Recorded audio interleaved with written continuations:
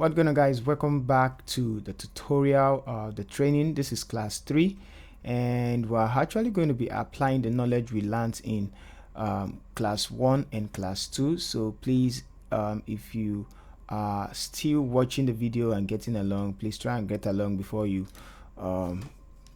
get to class 3, and make sure you understand those things I explained there, okay? Because we're actually going to be using it from now on, okay? And I'm going to be showing you how to actually retouch image in this class, and this method is also the method that other plugins use and other actions as well uses.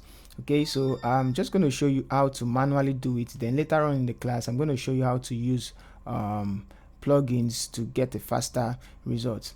And note, you can't just start using plugins. You need to understand the concept first, the basics of the retouching, before you start understanding the functions of the things inside, the tools inside those plugins or the actions. So let's get started. First of all, you need to observe your image. What are the colors there? What are the things you need to correct? And how do you get the picture to look good? From here, I can show you that we need to work on the hair. Also, you can see this hair all over her face, and also we can see that she have a rough skin, and also the colors of her eyelid, it's blue but not everywhere. It's not just looking okay. And then here we have a color cast of a purple or magenta color cast. So for you to confirm that this is a purple or magenta color cast, I'm going to show you a way. So you can just choose the selective color, and you can see the magenta, the color of the magenta, it's present here. You can see that this, it's kind of a purple kind of feel, so that's magenta. And now the first thing we need to do is color correct. So let's remove this magenta. We're going to color correct. That's the first thing I usually do. And in any of your image, except the image is already the model or the subject is already having a good skin tones, okay? All right, so now go ahead, and I'm going to grab the hue and saturation method.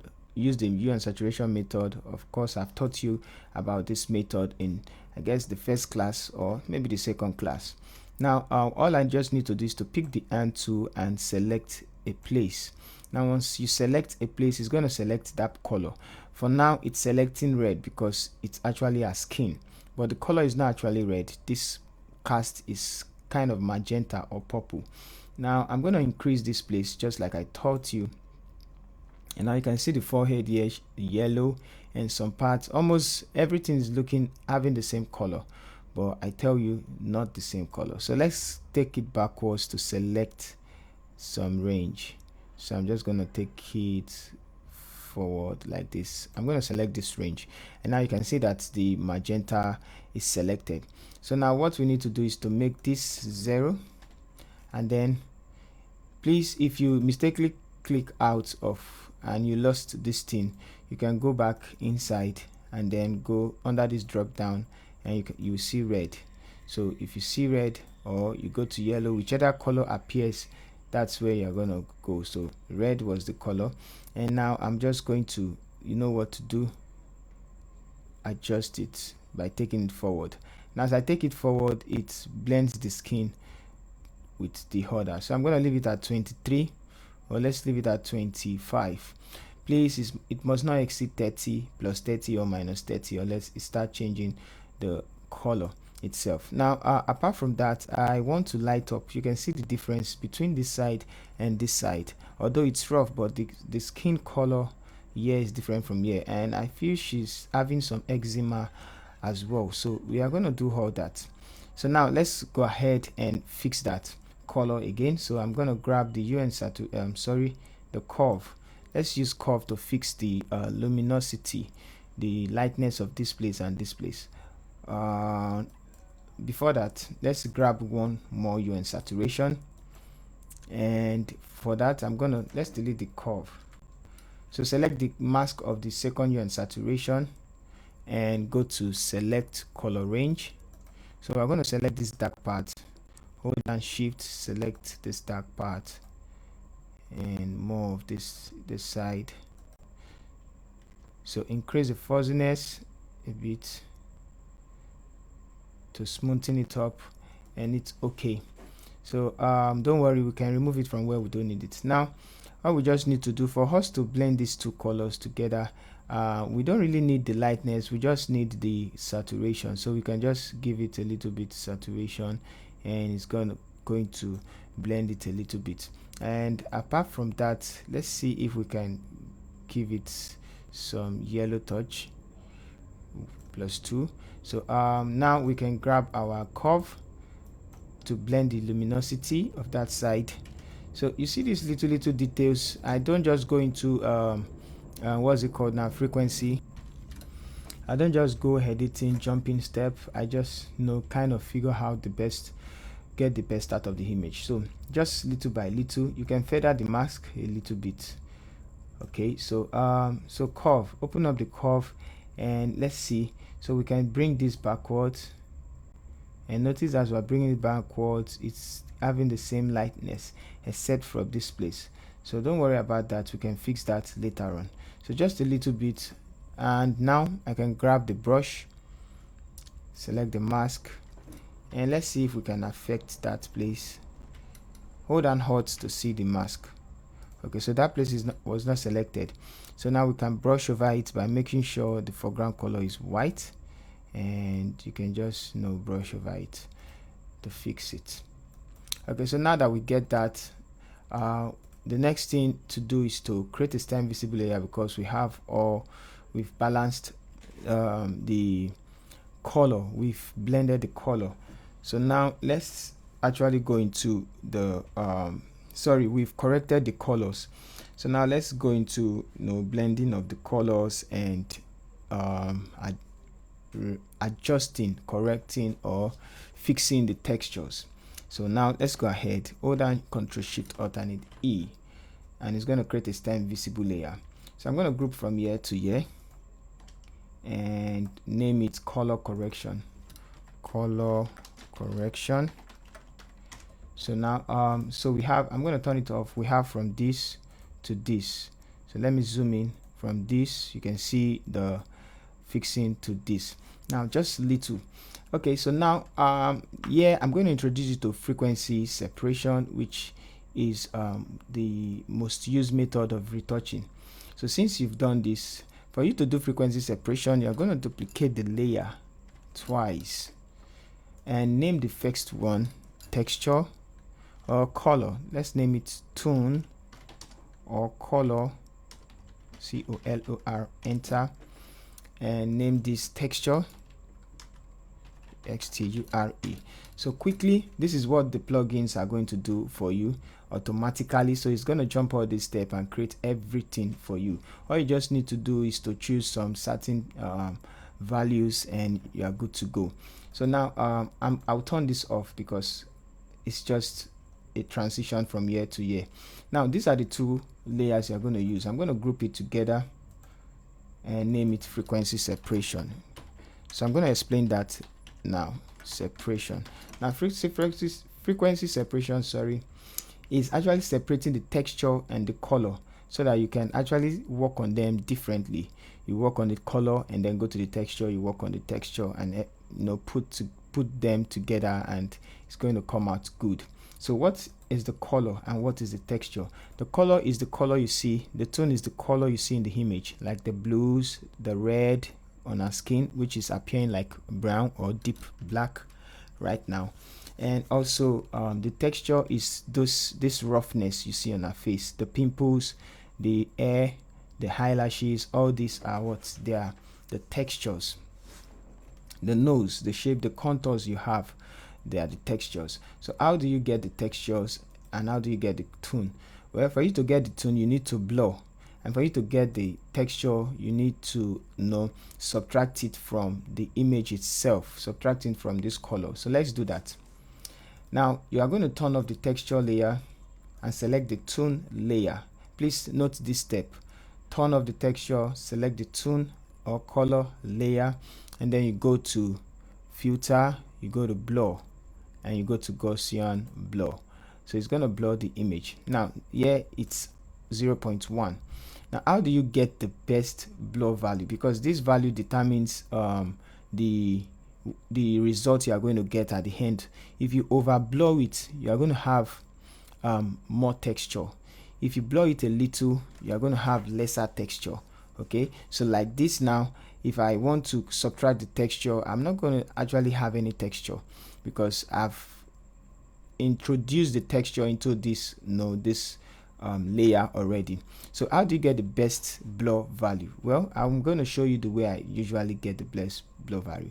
I just look for a smooth transition, let's say from year to year, or probably from year to year, which is our nose. So let's zoom in. Now I want a smooth transition from these two sides.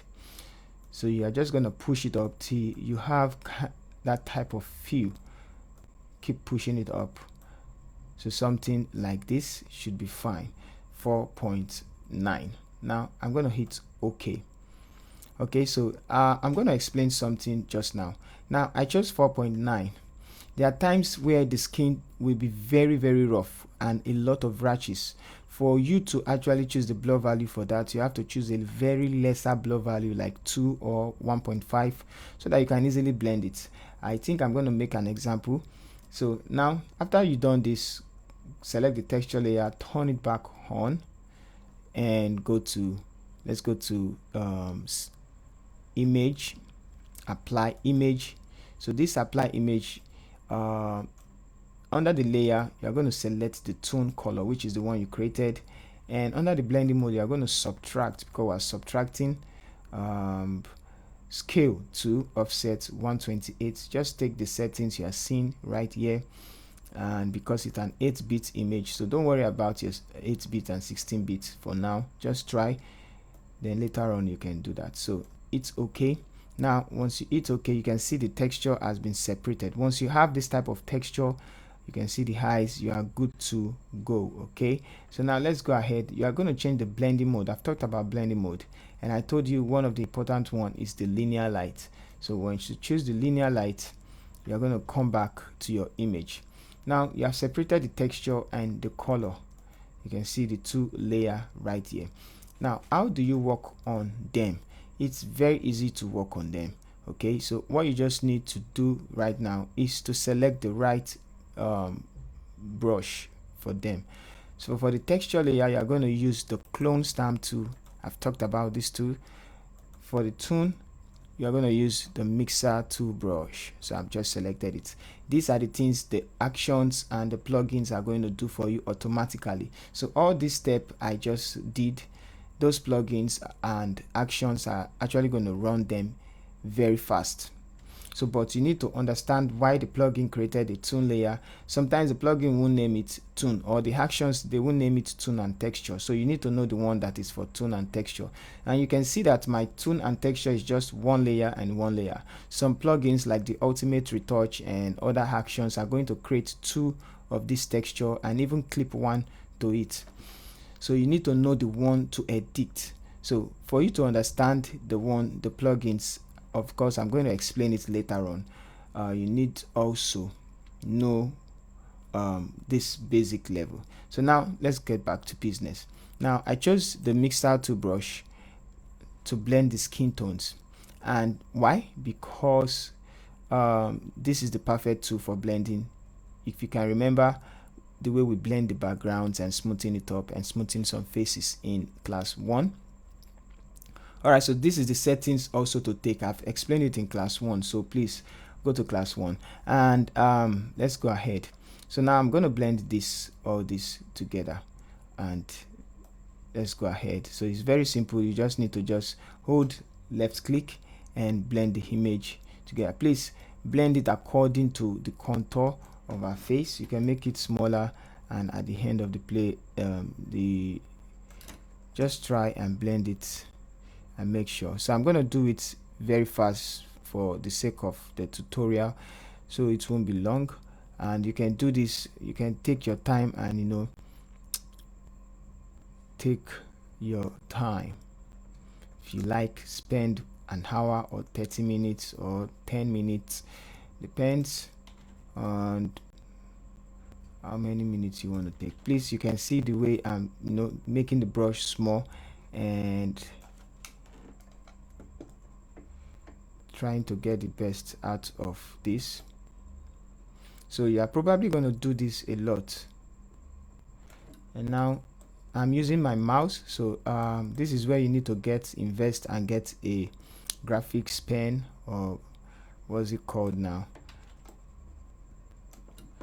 So I'm just going to quickly just do a very quick rough job for you, and you can get good results if you take your time. So one thing I love about Capture One, you see this dark side and this place. Capture One is actually going to blend everything together. So I think after this one, I'm going to make for Capture One. So let me increase the brush size. I'm going to do this like this. Take some towards the right.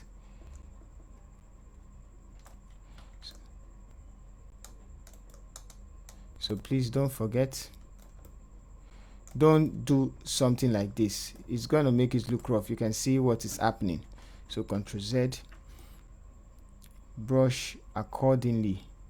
If you brush like this, it's going to make it look ugly. So if you're not seeing a very good, if you want the result to be faster, you can increase the brush size, but please keep the width of the brush, but keep it simple. And I'm going to be quick now. I wish I could just quickly run through it, but you get the idea. So I'm going to just pause the video and quickly finish it up. So still on it, please don't brush all this highlight. Don't brush like this. It's going to make the image look flat. I think I'm going to explain what flatness means when we get to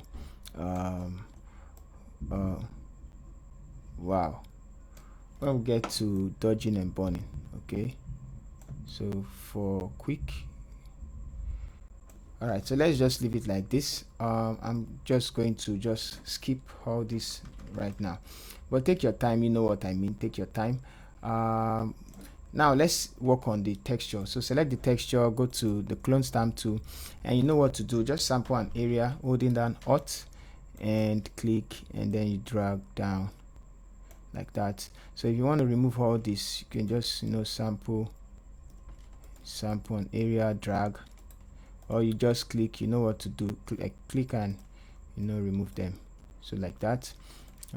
Let's remove this. I'm gonna remove this one. Let's remove this one.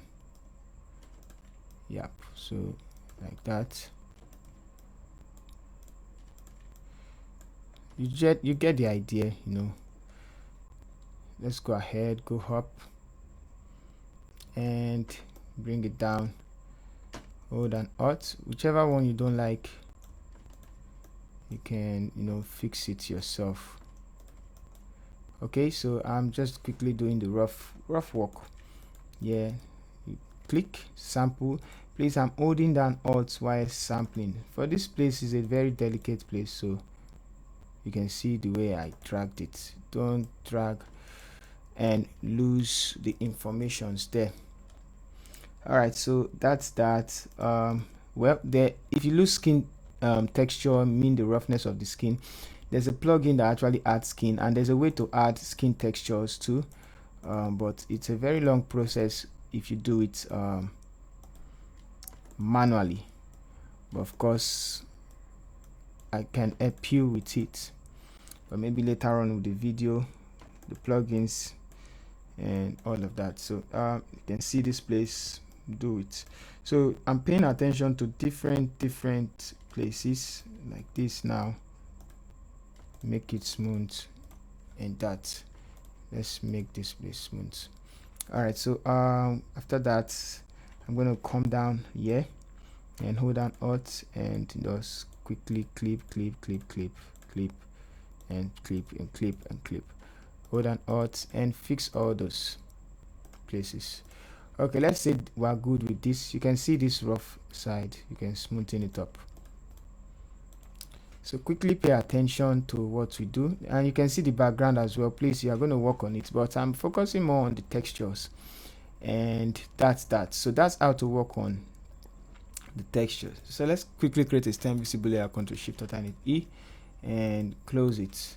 So let's see from here, which is from this place, and here, from here to here. If you choose to work on the frequency separation, just do it like this direct. You can do it, but for this one it's just like this. But this is a very it's a rough work, so we're trying to rush the whole issue, the whole class. Okay, so now let's work on image like this.